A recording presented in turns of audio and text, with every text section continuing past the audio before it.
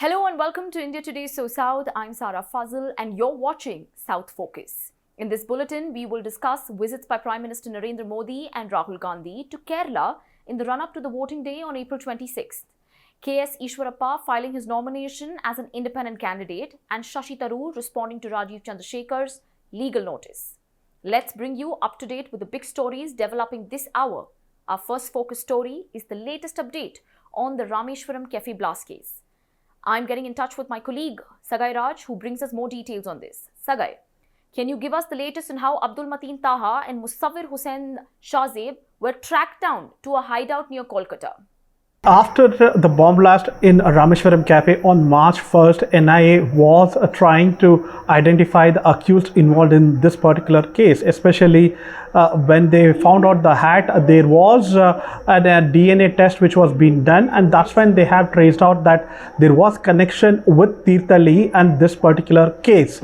And thereafter, searching for this accused, they reached out Ballari, Dakshin Kannada, Kalaburgi. From Kalaburgi, they also went to Telangana, and from Telangana, they have also found out that they were staying in Chennai much before they could even execute the plan of a Rameshwaram Cafe blast, where they have made a blueprint of how they're going to execute and how they're going to plant the explosion inside a Rameshwaram Cafe.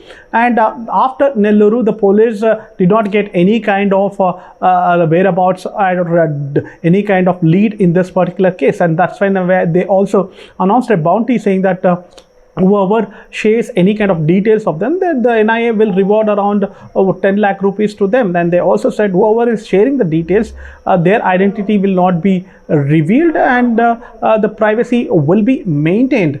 And what we also get to learn through our sources is that Abdul, Matheen, Taha was a mastermind who was training Mussavir Shareef in planting a bomb inside Rameshwaram Cafe, was the main person, and he was hiding his identity, where he was using the identity of an Hindu, where he called himself as Vignesh, and he was hiding in multiple places across the country.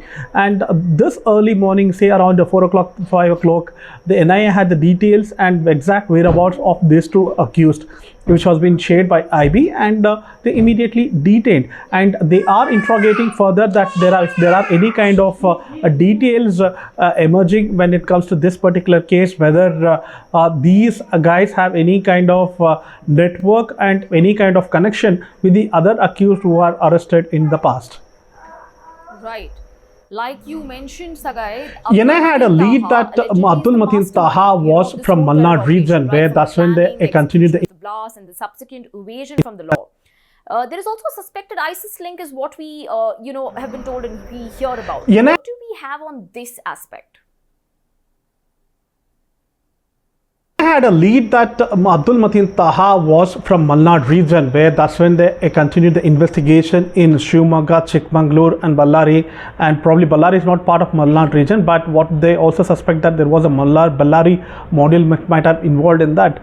And that's when they reached out Tirthali, and they have arrested Muzammil Shareef, who had apparently in contact with both these terror suspects, and he was the one who was supplying logistics, raw materials to all these people.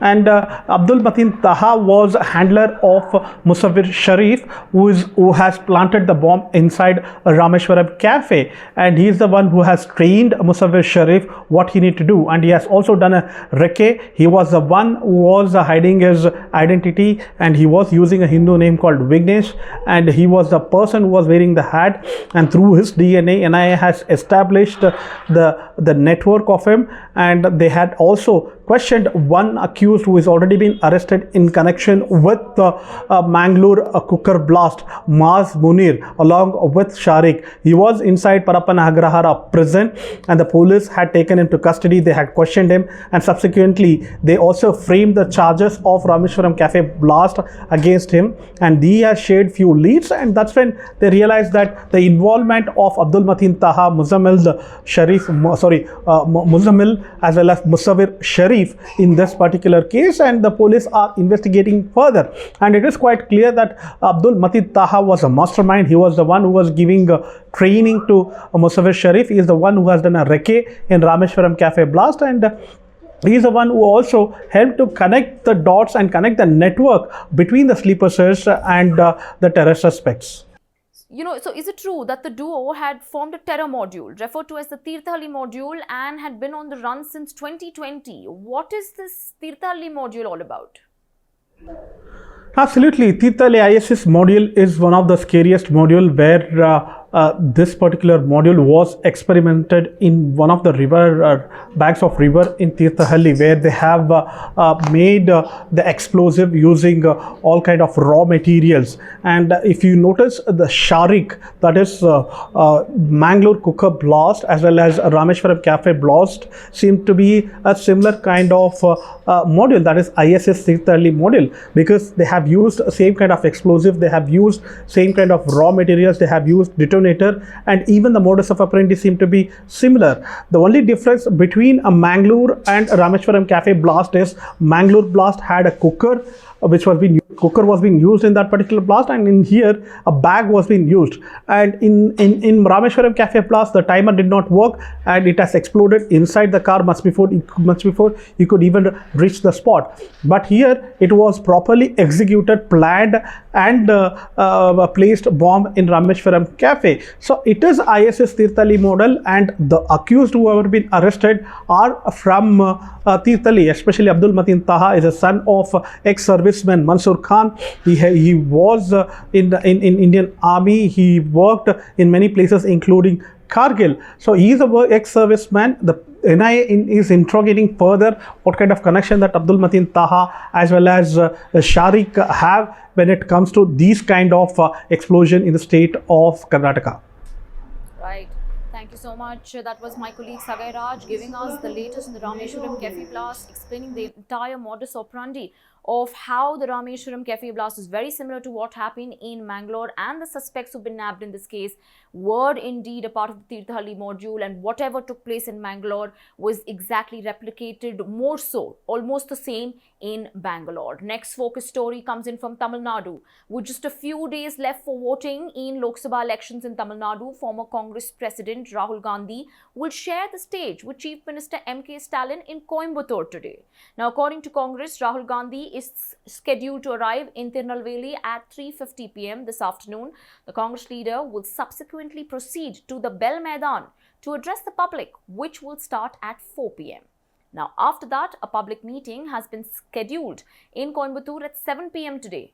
The two leaders will be seeking the India Bloc candidate Ganapati Rajkumar.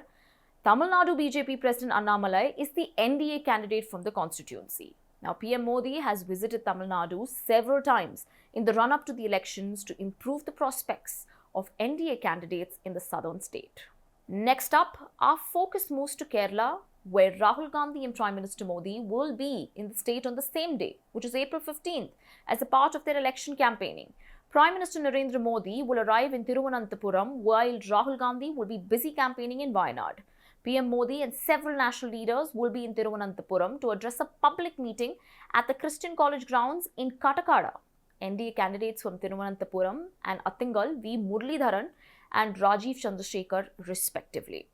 Meanwhile, Congress's Wayanad candidate Gandhi is scheduled to arrive at the Kannur airport on April 15th, and he's set to tour Sultan Bathery and Mananthavadi, which are a part of the Wayanad constituency. Gandhi's program includes attending a farmers' meeting in Purapalli and workers' meeting in Kalpetta. He will attend a rally of the UDF, followed by a public meeting in Kadapuram in Kozhikode. Meanwhile, in the town of Kunnamkulam, a highly explosive device is found about 3 kilometers away from where PM Modi is scheduled to attend an event on April 15th. According to sources, an object similar to the one used in firecracker shows was found near Emmanuel School in Chittanjur. The bomb squad arrived and defused the explosive device in a nearby field. After the discovery of the explosive device, the entire area was combed thoroughly and the security in the area has been tightened. Next up, our focus is on BJP's rebel leader K.S. Eshwarappa in Karnataka. The nomination for the third phase of the Lok Sabha elections begin today. Rebel BJP leader from Karnataka K.S. Eshwarappa files his nomination today, and let's listen in to what he has to say. नामपत्र आज डाल रहा हूँ। सभी मंदिर में देवताओं को देवियों को मैं रिक्वेस्ट किया है, लोक का कल्याण के लिए डायरेक्टली चुनाव। अभी युद्ध में चल रहा हूँ, हमारा सभी नेताओं ने, वर्कर्स ने मेरे साथ है, लोगों ने मेरे साथ है। डेफिनेटली मैं जीत कर नरेंद्र मोदी के पास जाऊंगा। आज चुनाव के लिए नामपत्र आज डाल रहा हूँ। सभी मंदिर में देवताओं को देवियों को मैं रिक्वेस्ट किया है, लोक का कल्याण के लिए डायरेक्टली चुनाव। अभी युद्ध में चल रहा हूँ, हमारा सभी नेताओं ने, वर्कर्स ने मेरे साथ है, लोगों ने मेरे साथ है। डेफिनेटली मैं जीत कर नरेंद्र मोदी के पास जाऊंगा। आज चुनाव के लिए नामपत्र आज डाल रहा हूँ।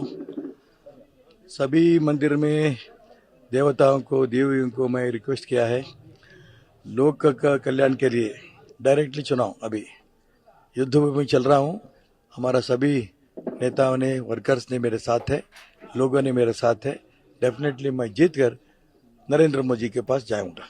That was a very confident Eshwarappa, asserting that he has filed his nomination for the Lok Sabha elections in the wake of speculation that he would back off from contesting the polls, and said that a large number of people would turn up and then he will go meet the PM post-winning.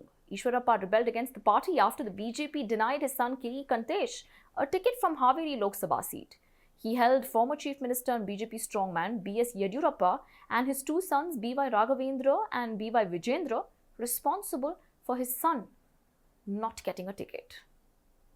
Our next focus story is again from Kerala, where UDF's Thiruvananthapuram Lok Sabha candidate Shashi Tharoor has sent a reply to the legal notice on defamation charges sent to him by NDA's candidate Rajiv Chandrasekhar. Now, in this reply, Tharoor said he has not knowingly or unknowingly made any false and malicious imputations against Rajiv to defame or harm his reputation without any proof to support or validate the alleged claims. Last week, Chandrasekhar had sent a legal notice to Tharoor on defamation charges, saying that Tharoor, in an interview with a local news channel, had made defamatory statements alleging that Rajiv indulged in illegal activities and offered money to voters. Chandrasekhar had also alleged that Shashi Tharoor said he was spreading lies in Christian communities. Tharoor said that nowhere in the SEP program he had made any defamatory statements as alleged by Chandrasekhar. Tharoor's lawyers said he is not responsible for any other versions of the same program or any editing, post-production changes, studio recordings of casual talks, chats, or any other acts which are not intended for broadcasting. Tharoor has also asked in reply that Chandrasekhar withdraw the statements and tender an apology. According to Chandrasekhar's legal notice, Tharoor's statements were made with the intention of tarnishing the reputation in order to try and gain an unfair advantage in the upcoming elections. That's all we have today. Thank you so much for watching South Focus. I'm Sarah Fazal for India Today's SoSouth.